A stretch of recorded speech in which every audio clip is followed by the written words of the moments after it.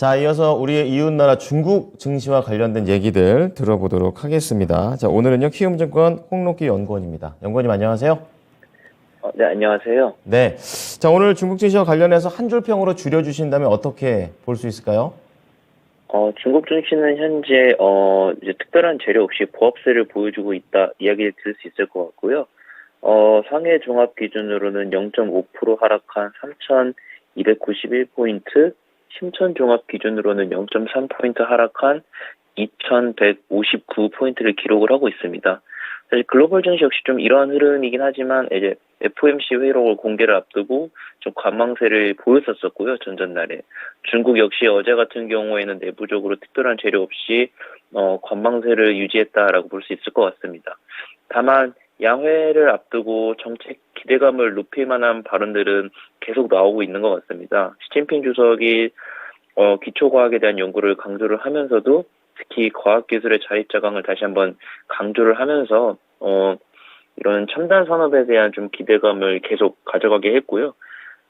여전히 대내외적으로 특히 서구권 중심으로 이런 모습들이 보인다는 점은 특별한데 중국에 대한 긍정적인 투자 의견은 계속되고 있는 것 같습니다. 네. 자, 중국 증시와 관련해서도 요즘 계속해서 관망세를 글로벌 증시와 함께 움직이고 있다. 좀 말씀을 좀 해주셨습니다. 자, 그럼 한국 투자자들이 봐야 될 필요한 중국 이슈들 어떤 것들이 있을까요?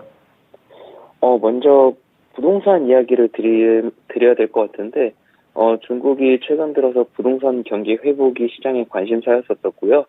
이런 부분들이 공급사들의 유동성 위축이 가장 큰 문제였었습니다. 이를 해결하기 위해서 부동산 사모펀드를 설정을 했는데요.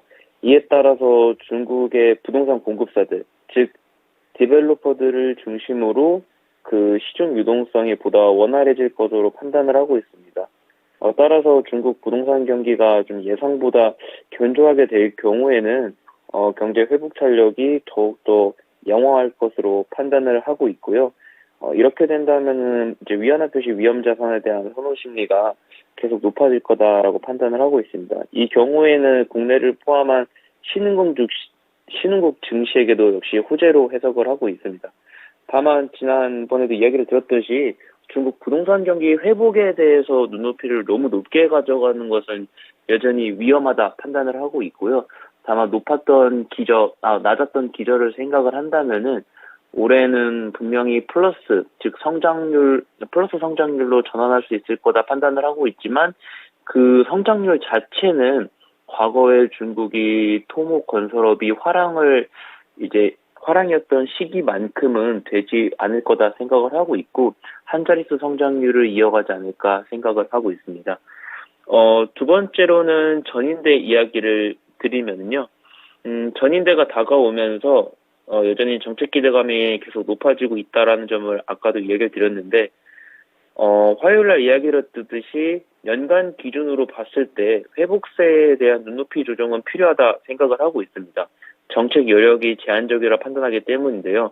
다만 그럼에도 불구하고 전인대 전후로 경제 성장이라든지 고용, 소비를 촉진시키기 위한 고용을 늘리는 이런 쪽 관련된 정책 기조는 계속될 거다라고 생각을 하고 있습니다. 다만 조금 어려운 점은 외부 환경의 제약이 과거보다는 계속 좀 강해지고 있다라는 점인데요. 이제 환율을 보더라도 이제 위안 달러 환율이 부담이 연말 연초랑 비교한다면 좀 낮아졌다라고 판단을 할 수 있겠습니다만은 절대 관점에서 부담이 없다라고 말하기는 어려워 보이고요. 특히 이제 외부적으로 봤을 때 결국 미국 이야기가 될 텐데 미국의 물가 동향이라든지 연준의 행보들 이에 따른 달러의 움직임들이 사실은 중국 입장에서는 부담스러울 거다 생각을 하고 있고요.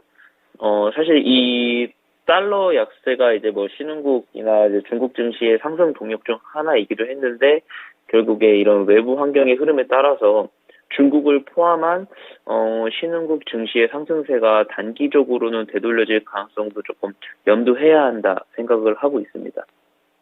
네. 자, 중국 내부적으로는 말씀을 들어보니까 이제 내부적인 모멘텀들이 굵직굵직한 게 있는데요. 이제 외부 요인들에 대한 압력들 얼마나 심각한지 잘 감안하면서 보도록 하겠습니다. 잘 들었습니다. 네, 감사합니다. 네, 자, 오늘 나우차이나 키움증권의 홍록기 연구원이었습니다.